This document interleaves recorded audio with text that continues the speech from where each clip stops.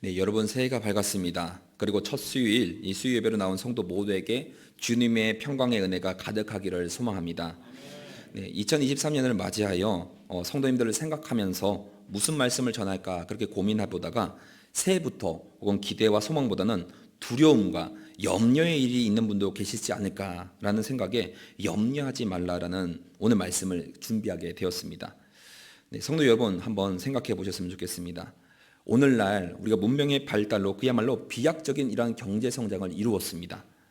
우리는 지금 이 순간에도 끊임없는 그런 변화 가운데 살아갑니다. 그러나 시대가 발전하면 발전할수록 더 많은 문화가 발전하면 이뤄갈수록 우리 삶에는 어두운 이면들이 자리 잡게 되는 것은 어쩔 수 없는 것 같습니다. 네, 현재 우리가 물질 만능주의의 시대에 살아갑니다. 그래서 가상화폐나 주식 등으로 일확천금을 노리고 시작했다가 실패한 일도 적지 않게 많이 보게 됩니다. 그래서 돈 걱정 혹은 자식 걱정 혹은 노후 걱정, 세상 사람들은 자신의 문제를 온통 머릿속에 어깨 위에 짊어지며 야단법석을 떱니다. 그러나 진정 하나님을 신뢰하는 자라면 현실적인 이 고난과 어려움 속에서도 우리는 평안을 누려야 될 것입니다. 베드로전서 5장 7절을 보시면은 너희 염려를 다 주께 맡겨버리라. 이는 그가 너희를 돌보심이라고 약속하고 계십니다. 저희 처갓집은 촌집이다 보니까 작은 마당이 앞에 있습니다. 그래서 장인 어른께서 꽃이나 나무 가꾸는 것을 너무 좋아하셔서 한겨울 빼고는 거의 수많은 꽃이 피고 집니다. 그래서 그 동네 사람들이 꽃 많이 피는 집 어디예요 이렇게 얘기하면 다들 처갓집을 안내한다고 합니다. 그러던 어느 날 장인어른께서 마당에 나무의 가지를 쳐주고 계셨는데 그 한 동네 어르신이 지나가시다가 이렇게 이야기하는 겁니다. 아니 목사님은 맨날 이렇게 꽃나무 만작거리고 뭐 먹고 사십니까? 나는 80평생 별 보고 나갔다가 별 보고 들어와도 아직도 아등바등 사는데 목사님은 돈도 버는 것 같지 않고 집에서 꽃이나 맞으며 탱자 네, 그렇게 하는 것 같은데 어찌 저보다도 행복해 보이십니까? 라고 물으셨습니다. 그래서 장인어른께서는 예수님을 믿으니 행복하지요 이렇게 대답을 하셨습니다. 그러자 그 어른께서는 아니 그 예수를 믿으면 뭐 돈이 나옵니까 밥이 나옵니까 아무것도 안 버는데 왜 먹고 삽니까? 라고 이렇게 맞받아 치시더랍니다.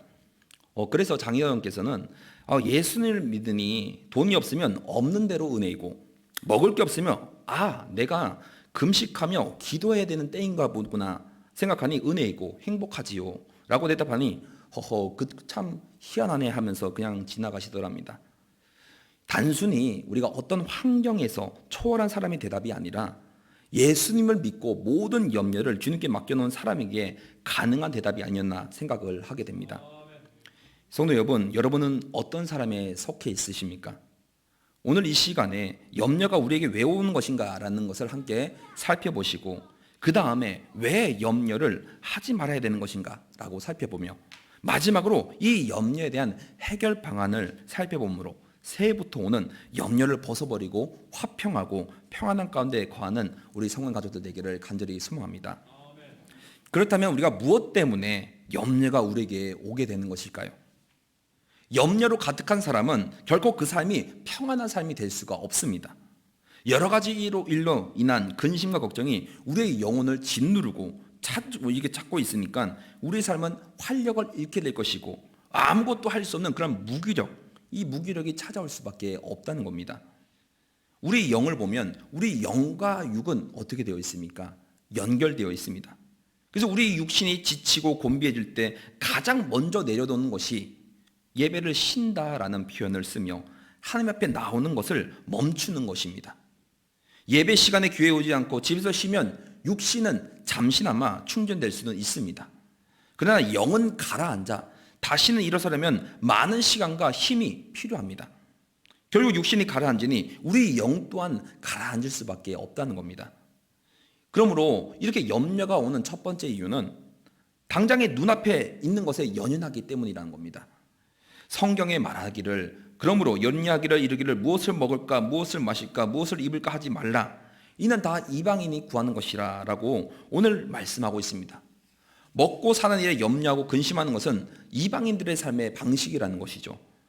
예수를 믿지 않는 사람들 또 신앙이 없는 사람들 하나님의 구원을 알지 못하는 사람들의 삶의 방식은 먹고 마시고 입는 것이 전부라는 겁니다. 여러분, 요즘 신조어 중에 점액추라고 아십니까? 들어보셨습니까? 저녁 메뉴 추천 좀 해주세요 라는 겁니다. 그걸 줄인 말인데, 이처럼 내가 당장 오늘 저녁에 무엇을 먹어야 되나, 이런 말이 신조어로 등장할 정도로 무엇을 먹을까에 대한 그런 생각이 가득합니다. 또 오푸어라는 말이 있습니다. 고가의 차를 사고 갖고 오는데 집중하느라 나머지는 값싼 것만 찾는 카퍼라는 그런 말이 있듯이, 명품 옷이나 고가의 브랜드의 옷에 대부분의 수입을 투자하는 사람을 뜻하는, 그 지칭하는 용어입니다. 그러나 우리가 예수님을 믿음으로 죄사함을 받았다면, 그리고 하나님이 우리의 하나님이 되셨다면, 우리 안에 이 신앙이 굳건하게 자리 잡고 있다면 우리의 삶의 방식은 달라야만 하지 않겠습니까?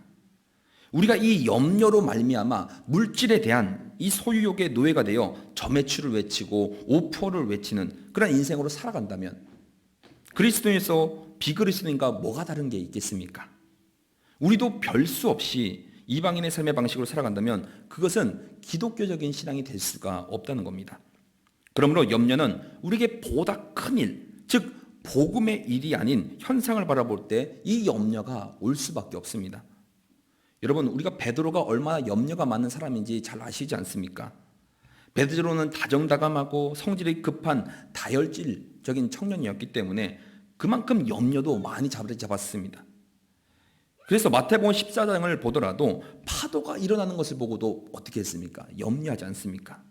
또 요한복음 13장 24절에도 예수님을 누가 팔 것인가, 이거에 대한 염려뿐이었습니다. 또 마태복음 16장 22절에도 예수님 십자가에 돌아갈 것을 걱정하며 근심해서 헤어나지 못하는 겁니다. 이와 같이 주님의 위대한 그 구속의 역사를 알지 못하고 또한 자신의 위대한 전도 사역을 알지 못했을 때에 베드로는 염려와 근심이 사로잡혀 있는 것을 우리는 볼 수 있습니다. 이렇게 걱정과 근심 속에 사로잡혀 평생을 살던 베드로는 마침내 주님을 만나고 성령의 다스림에 의해서 그의 인격과 삶이 변화되기 시작했던 겁니다. 그리하여 그 인생의 석양에서 성도들에게 보내는 마지막 편지에서 어떻게 말합니까? 그는 이렇게 말하는 겁니다. 베드로전서 5장 7절에 너희 염려를 다 주께 맡겨버리라. 이는 그가 너희를 돌보심이라. 아멘. 이것이 결국 그의 평생을 통해서 배웠던 삶의 진리였다는 겁니다. 성도 여러분, 염려를 다 주께 맡겨보시기를 소망합니다. 주님께서 지금도 여러분을 돌보시고 함께 하십니다. 그리고 보다 위대한 주의 복음 사역에 함께 동참하시기를 바랍니다. 작은 일에 염려하지 마시고 보다 큰 일에 우리의 힘과 열정을 다하여 일할 때 우리는 비로소 주님이 주시는 평안이 우리 가운데 깊이 자리 잡게 될 것입니다. 두 번째로, 이 염려가 오는 이유는 바로 실행하지 않고 생각만 하기 때문에 염려가 오게 됩니다. 우리 그리스도인들은 성실하게 또 진실하게 일해야 합니다. 들의 백합화를 바라보라 합니다. 그래서 들의 백합화를 바라보십시오. 그저 피어 있는 것 같아 보이지만 그 백합화는 그 순간에도 땅속에 깊이 뿌리 잡고 수분과 영양을 흡수하며 부지런히 성실하게 자신이 맡은 일을 하고 있다는 겁니다. 또 공중에 나는 새를 보시기 바랍니다. 무의도식하고 있습니까? 하늘 일 없이 먹기만 하고 있습니까? 새는 부지런히 자기 먹이를 찾아 일합니다. 그러므로 공중 나는 새를 보고서도 알 수 있듯이 그리스도인은 누구보다 성실하게 일해야 한다는 겁니다. 그래서 데살로니가 후서 3장 10절에도 누구든지 일하기 싫어하거든 먹지도 말게 하라라고 말씀합니다. 그래서 우리가 착각하는 것 중 하나가 잘못된 이런 사고방식에 빠져서 그렇게 살아가는 그리스도인이 있다는 겁니다. 그것은 마치 교회 생활을 잘하면 사회에서 주어진 시민으로서 살면 소홀해도 괜찮은 것이라고 생각을 한다는 겁니다. 그러나 성도는 교회에서 해야 될 일이 있는 만큼 세상에서도 해야 될 일이 분명히 있다는 겁니다. 이 세상에서나 교회 안에서나 어느 일에서도 소홀히 여기면 안 됩니다. 그러면 결코 주님으로부터 칭찬을 받을 수가 없습니다. 일하는 자만이 먹을 수 있고 일하지 않는 자는 굶는 것이 자연의 법칙이자 하나님의 법칙입니다. 그래서 세상에서 발생하는 범죄의 많은 부분들을 살펴보면 게으르면서도 부해지려는 자에 의해서 발생한다는 사실을 깨닫게 됩니다. 아울러 일하기 싫어하는 자는 안식일조차도 지킬 자격이 없다고 얘기합니다. 왜냐하면 우리가 성경 말씀을 잘 보면 안식일을 거룩하게 지키라, 이 네 번째 계명에 뭐라고 말합니까? 엿새 동안은 힘써 일하라는 주의 명령을 근거로 하고 있기 때문입니다. 그러므로 세상에서 주어진 자기의 일을 힘써 하는 자만이 안식일을 지키며 하나님으로부터 찬양할 수 있는 자가 되는 겁니다. 이와 같이 열심히 일하는 사람만이 안식의 특권과 자유를 누릴 수 있습니다. 그래서 우리에게 주어진 일 역시 하나님을 향한 예배의 터요, 그 일을 행함을 통해 믿는 자로서 본을 보여야 되겠습니다. 그리고 세 번째로 염려. 이 염려가 생기는 이유는 결국 결단력이 없기 때문에 오는 겁니다. 일본 격언에는 이런 얘기가 있습니다. 갈까 말까 하는 길에 가지 말고, 먹을까 말까 하는 음식을 먹지 말고, 만날까 말까 하는 사람을 만나지 말고, 죽을까 말까 할 때 죽으라 라는 말이 있습니다. 가만히 우리가 생각해 보면 결단력이 없어서 더 많은 근심과 걱정 가운데 사는 것도 맞는 것 같습니다. 그렇게 보면 결국 우리의 고민은 결단을 내리기 전에 생기는 일입니다.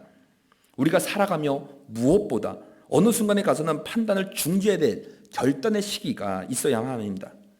왜냐하면 인간은 때를 알고 미래를 바라보며 꿈과 이상을 가지고 사는 존재이기 때문입니다. 그래서 성경은 말씀하죠. 너희 생명이 무엇이냐? 아침 안개와 같지 아니하냐라고 말합니다. 그러게 현대를 가리켜 돌아보면 불확실성의 시대라고 표현합니다.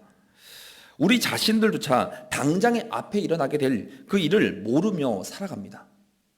그럼에도 불구하고 하나님의 그 신비로운 계획과 하나님의 은혜를 저버리고서 내 마음대로 내 자신과 내 계획과 내 뜻대로 살아가게 된다면 결과적으로 우리가 안개같이 허무한 인생을 살아갈 수밖에 없습니다. 우리가 에베소서 5장 15절은 이렇게 말씀합니다. 그런즉 너희가 어떻게 행할지를 자세히 주의하여 지혜 없는 자같이 하지 말고 오직 지혜 있는 자같이 하여. 그리고 17절에 그러므로 어리석은 자가 되지 말고 오직 주의 뜻이 무엇인가 이해하라 라고 말씀합니다. 주님께서는 철저한 신앙생활을 원하십니다. 어물쩡하기보다는 진실하고 철저하게 속이지 않는 생활 속에 미래를 보장한다고 하는 하나님의 약속을 믿고 살아야만 합니다. 주의 이름으로 말미암아 여러분 더 확신의 자리에 서기를 간절히 소망합니다. 더 나아가 주님께서 우리에게 주시는 그 은혜를 묵상하며 그리고 그 가운데 선을 행하며 살아갈 때에 주님께서 주시는 복과 번영이 있는 것을 믿으시고 주 안에서 복된 삶을 살아가는 우리 성도들 되기를 간절히 소망합니다. 그렇다면 이제는 왜 염려를 하지 말아야 되는 것인지 살펴보자면, 염려를 하지 말아야 될 이유를 살펴보면 그것은 쓸데없는 것이기 때문입니다.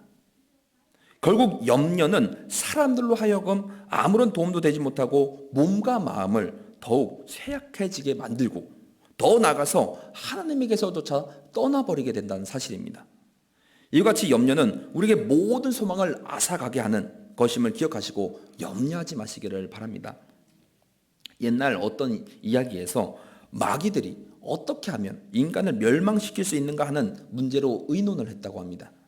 어떤 마귀는 인간은 돈에 약하니까 돈을 많이 주면 쉽게 타락할 수 있어. 또 다른 마귀는 인간이 술이 들어가면 돼지처럼 되니까 술로 공격을 합시다. 그러자 구석에 있던 늙은 마귀가 여보게 그들의 방법은 부분적으로는 망할 수 있게 하지만 완전히 굴복시킬 수는 없네. 왜냐하면 저들은 소망을 가졌기 때문이야. 그러니 인간에게서 소망을 빼앗아 버린다면 전부 망하게 할 수 있을 게야 라고 그렇게 대답을 했다고 합니다. 그렇습니다. 성도 여러분, 등대의 불빛을 따라 나아가는 배는 항로를 이탈할 수가 없습니다. 소망은 성도의 삶을 비춰 흔들림 없이 하나님께로 나아가게 하는 등대와도 같습니다. 구원을 진정으로 우리가 확신하는 성도에게는 당연히 삶의 고통이 찾아오게 되어 있습니다. 피할 수가 없습니다. 질병이나 환난, 실패와 좌절은 이 땅 속에 있는 모든 인간들이 엄습하는 것이며 성도들도 여기서 결코 피할 수 없는 문제입니다. 그러나 여느 인간들과는 달리 성도들에게는 환난과 이 고난을 기쁨으로 이길 수 있는 길이 그리스도를 통해서 열려 있다는 사실입니다. 예수 그리스도를 구주로 영접한 자들은 보다 더 큰 영광과 큰 기쁨을 향해 소망으로 현재의 삶을 영광으로 나아갈 수 있는 겁니다. 그래서 그것을 나아가는 어둠의 터널로만 여깁니다. 소망은 이 어둠의 터널을 통과해야만이 하는 그 인생들에게 주신 하나님의 복된 선물인 줄 믿습니다. 소망을 갖는 우리의 미래가 하나님의 신실한 언약으로 보장된 것이기 때문에 성도의 소망은 더욱더 우리에게 큰 기쁨으로 다가올 줄 믿습니다. 그러므로 염려를 버리시고 소망 가운데 한 걸음 한 걸음 더 어둠 터널로 전진하시기를 바랍니다. 두 번째로, 염려를 하게 되면 우리 안에 피해가 많이 오기 때문에 염려를 하지 말아야 합니다. 우리는 계속되는 삶에서 우리의 인간의 힘으로 어떻게 하지 못하는 일에 수없이 부딪히고 넘어집니다. 그런데 사람들은 대부분 그러한 일에 대하여 걱정하며 마음을 어둡게 만들어버립니다. 이러한 일로 인한 염려는 우리의 생명을 단축시킬 뿐입니다. 해칩니다. 이 염려는 결국 우리에게 부정적인 생각을 계속해서 주입시켜 버립니다. 그렇기 때문에 우리의 몸을 해치게 한다는 겁니다.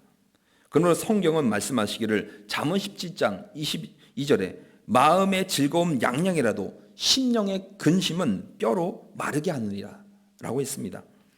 또한 염려는 또 다른 악 영향인 바로 이 선한 본성을 빼앗는다는 겁니다. 선한 본성은 그리스도인이 받는 이 모든 은혜, 이 은혜에 의해서 생기는 보편적인 것입니다. 그런데 이 선한 사람은 계속해서 선하게 살고자 합니다. 그런데 근심이나 이 불안이 우리 가운데 계속 자리 잡게 되면 이런 선한 인간의 주의를 분산시키고 많은 것을 어둡게 만들어 버린다는 겁니다.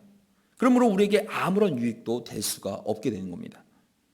그리고 세 번째로, 염려를 하게 되는 것은 불신앙적인 자세이기 때문에 염려를 하지 말아야 합니다. 우리의 염려는 무엇보다도 불신 때문에 일어나는 겁니다. 우리는 하나님이 나를 돌보신다는 것을 참으로 믿는다면 염려할 필요가 없습니다. 그러므로 지나친 염려는 죄입니다. 그리고 근심은 두 가지 양상으로 나타납니다. 첫 번째로, 근심은 우리를 불행하게 할 뿐만 아니라 둘째로 우리로 하여금 불신앙의 자세로 빠져들게 한다는 겁니다. 왜냐하면 염려와 근심이 있는 사람은 대개 삶에 있어서 회의감만 느끼고 불만 불평만 하고, 염려와 근심이 있는 사람은 이런 모든 것들에 있어서 충실하지 못하기 때문에 오는 거라는 겁니다. 전지전능하신 이 하나님의 창조 질서를 무시하고 하나님의 계획이 완벽하다는 점을 인정하지 못하기 때문에 이 염려와 근심이 오는 겁니다. 그래야 결국은 하나님의 위로와 약속을 무시한 채 근심에 젖어드는 불신앙에 빠져들게 되는 겁니다. 인간은 누구나 이 죽음이라는 이 궁극적인 한계에서 벗어날 수가 없습니다. 한 존재가 완전히 소멸되어 버린다는 것, 그리고 그 소멸되어 버리는 그 순간도 누구도 피할 수 없음에 인간은 늘 불안에 떨고 있습니다. 여호와 하나님 믿지 않는 사람들도 절박한 순간에 처해지면 어떻게 되겠습니까? 절대를 찾고 부르짖게 됩니다. 이것은 즉 모든 인간 안에 이 죽음에 대한 불안과 근심이 내재하고 있기 때문입니다. 하지만 이 위기의 순간에도 절대를 부르는 성도의 그런 신앙이 아니라 인간은 지닌 이 불안과 근심, 이 초절을 완전히 해소시켜 줄 수가 없다는 겁니다. 단지 한순간의 마음의 위안이 될 뿐입니다. 하나님의 현존하심과 우주 만물을 창조하시고 섭리하시는 그 능력에 대한 온전의 암과 우리가 믿음이 없다면 인간은 다시 이 염려의 늪에 빠져들 수밖에 없게 되는 겁니다. 들의 백합화를 자라 꽃을 피우고 또 공중에 나는 새를, 그 작은 생명을 부지할 수 있도록 섭리하시는 그 하나님의 능력과 사랑에 대한 이 믿음이 없기 때문에 염려는 오게 되는 겁니다. 그렇다면 이 염려에 대한 해결 방안, 마지막으로 무엇이겠습니까? 성경은 말씀하죠. 너희 염려를 맡겨버리라 권면합니다. 일반적으로 염려란 것은 인간이 자기 힘으로 해결할 수 없는 문제를 걱정하는 것이므로 염려한다는 겁니다. 그래서 염려한다는 것은 하나님의 권한, 이 권한에 속한 일을 자기가 맡으려는 교만이 이 안에 자리 잡기 때문입니다. 그래서 이러한 교만은 그 문제를 해결하지 못할 뿐만 아니라 오히려 심신에 손해만 입히게 되는 겁니다. 그러므로 우리는 이 첫 번째로 우리의 가치 판단을 바로 해야 합니다. 오늘 본문 26절은 말씀하죠. 우리에게 공중의 새보다도 그리고 들의 풀보다도 너의 가치가 더 귀하지 않냐라고 말씀합니다. 우리 스스로 우리 자신의 가치를 평가를 낮추어서는 안 됩니다. 중요한 것은 자신의 위치의 중요성을 분명히 알아야 합니다. 우리가 소크라테스는 이렇게 얘기하죠. 내 자신을 알라. 공자는 내 자신을 닦아라. 석가는 내 자신을 죽이라 말하였지만 우리 주 예수님께서는 내 자신이 새 사람이 되어야 한다고 말씀하셨습니다.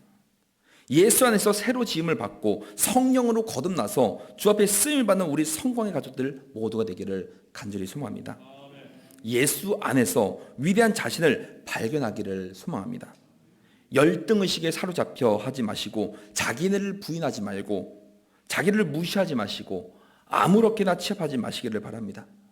주님은 나를 가장 소중하게 여기십니다. 성도 여기 여러분 한 분 한 분이 다 참으로 귀한 존재임을 기억하시기를 소망합니다. 그래서 우리 인간은 무엇입니까? 라는 수많은 질문에 수많은 철학자들이 이렇게 얘기를 했습니다. 플라톤은 관념이라고 했고 아리스토텔레스는 정치적인 동물이라 얘기했고 파스칼은 생각하는 갈대, 셰익스피어는 꺼지지 않는 등불, 프로이드는 성적 충동, 에피쿠로스는 쾌락이라고, 니체는 권력의지, 공자는 힘, 석가는 명석이라고 했으나 우리 주 예수님께서는 말씀하기를 한 사람의 생명을 가리켜서 온 천하를 주고도 바꿀 수 없는 가장 중요한 존재라고 말씀하셨습니다. 그래서 성경은 말씀합니다. 마가복음 8장 36절에 사람이 만일 온 천하를 얻고도 자기 목숨을 잃으면 무엇이 유익하리요? 그러므로 우리의 존재는 너무나도 중요합니다. 무엇보다 나의 나된 것은 하나님의 은혜라는 사실을 기억하시기를 바랍니다. 그래서 이 세상에는 쓸모없는 사람은 단 한 사람도 없습니다. 다 존재해야 될 이유가 있고 살아가야 될 이유가 있으며 하나님께서 주신 이 생명을 소홀히 여기면 안 된다는 겁니다. 이사야서 43장 1절에도 말씀하죠. 너희는 두려워하지 말라. 내가 너를 구속하였고 너를 지명하여 불러나니 너는 내 것이라. 아멘. 하나님께서는 여러분을 지명하여 불러주셨습니다. 우리는 하나님의 것인 줄 믿습니다. 제가 늘 강조하는 말씀 중에 또 생각하는 말씀 중에 항상 잊지 않고 기억하는 말씀, 저는 항상 이것을 기억합니다. 사람이 제일 되는 목적을 기억할 때 하나님을 영화롭게 하며 영원토록 그분을 즐겁게 하는 그 인간의 제일 된 목적을 항상 기억하게 됩니다. 이것만큼 중요한 말씀이 어디 있겠습니까? 그런데 사람은 하나님을 영화롭게 하는 방법을 스스로는 알 수가 없습니다. 왜냐하면 죄로 인해 지혜와 총명이 어두워졌기 때문입니다. 그래서 하나님은 직접 하나님을 영화롭게 하는 방법을 알려주셨는데 그것은 바로 이 성경을 통해 기록되어 있습니다. 성경이야말로 하나님의 말씀이므로 믿음과 행위의 이 절대적인 기준이 된다는 겁니다. 성경은 여러분 잘 알고 있듯이 1500년 동안 40여 명의 저자를 통해 오랫동안 기록되었습니다. 오랫동안 기록되었지만 오류와 모순이 전혀 없습니다. 성령 하나님께서 성경 저자들에게 신령한 그 영향을 끼쳤기 때문입니다. 이것을 성령의 영감이라고 표현합니다. 이처럼 하나님께서는 우리를 창조하시고 다스리시고 지금도 우리 가운데 항상 함께 하시는 분인 줄 믿습니다. 그렇다면 우리가 마땅히 하나님을 위해서 해야 될 것은 하나님의 절대 주권을 인정하고 하나님의 중심된 삶을 살아야 되며 하나님의 영광을 가리지 않고 온전히 드러내는 그런 삶을 사셔야 한 줄 믿습니다. 또 행복의 근원이 사람이 아니라 바로 하나님이시며 하나님을 말미암아 우리는 온전히 기뻐하며 즐거워하는 삶을 사셔야 될 줄 믿습니다. 혹여나 우리 가운데 말할 수 없는 고난 가운데 고통 가운데 있을지라도 그 과정을 통해 나를 단련하시고 옳은 길로 이끄시는 그 과정임을 믿으시며 철저히 하나님 중심된 삶을 살아내시는 우리 성도들 되기를 소망합니다.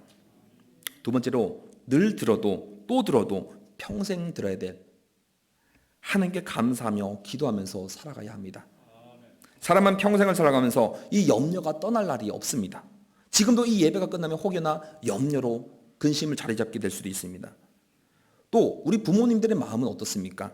항상 자녀가 올바른 길로 나아가기를 늘 염려와 근심에 쌓입니다. 또한 혹여나 자녀가 해외에 나가 있거나 타지에 나가 있으면 밥은 잘 먹는지 혹은 몸은 건강한지 항상 이러한 염려와 근심이 자리 잡고 있습니다. 그럴 때에 우리는 어떻게 해야 되겠습니까? 우리 염려를 주님께 맡겨버리시기를 바랍니다. 주님께 우리의 모든 것을 주님 앞에 나아가며 믿음으로 나아가기를 소망합니다. 또한 지금 나라를 보시길 바랍니다. 나라 여러 가지 문제들로 인해서 이 국민들의 근심은 끊일 일이 없습니다. 이제는 당연하게 이런 문제들이 들려옵니다. 또한 세계 곳곳에는 많은 전쟁으로 이 두려움과 공포 속에서 근심 걱정으로 하루하루를 어떻게 살아가고 있는지 모를 정도로 그렇게 살아가는 일들이 많이 있다는 겁니다. 참 이런 염려가 우리는 끊일 날이 없습니다. 그럼에도 이에 대처할 다른 방법이 없다는 겁니다. 그렇기 때문에 바로 기도로 모든 것을 하나님께 맡기고 그분으로 하여금 문제가 해결되도록 그분께 나아가야 합니다. 마가복음 9장 29절에 말씀합니다. 이르시되 기도 외에는 다른 종류가 없다. 또한 빌립보서에도 아무것도 염려하지 말고 다만 모든 일에 기도와 간구로 너희 구할 것을 하나님께 아뢰라. 아멘. 성도는 하나님이 나의 아버지라는 사실을 믿고 그게 문제를 아뢰고 맡겨야 될 줄 믿습니다.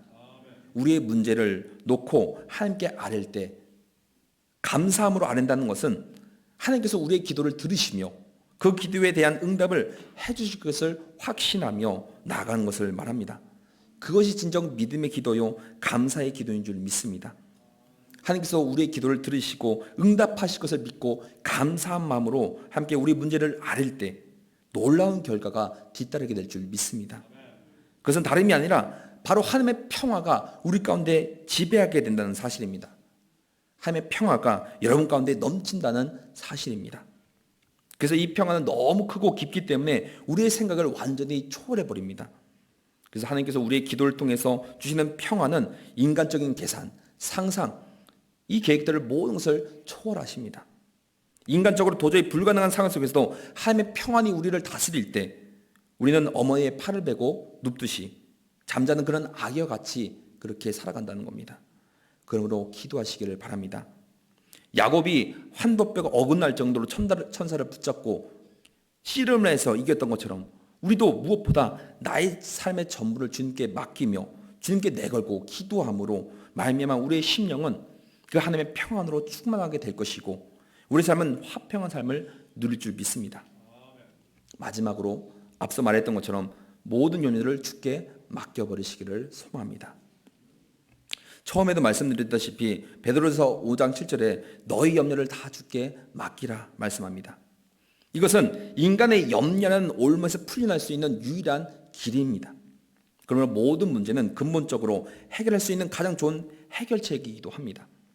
하나님께서 이 우리 자신의 한계를 고백하며 겸손한 마음으로 나의 전 삶을 주님께 맡기는 자는 결코 외면시키지 않습니다.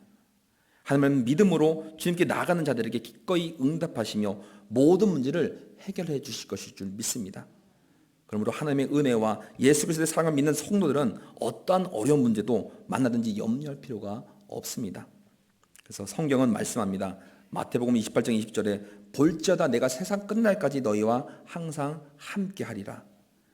이것이 하나님의 약속입니다. 이 세상 끝날까지 우리와 함께 하시겠다는 주님의 그 귀한 약속을 잊지 마시기를 바랍니다.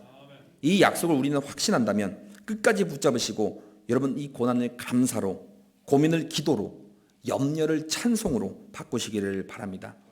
그럼 우리의 남은 날도 기도함으로 말미암아 우리 모두가 마음을 합하여 주님을 찬양하고 염려를 주께 맡기고 하나님만을 의지하며 나아가는 우리 성령 가족들 되기를 간절히 소망합니다.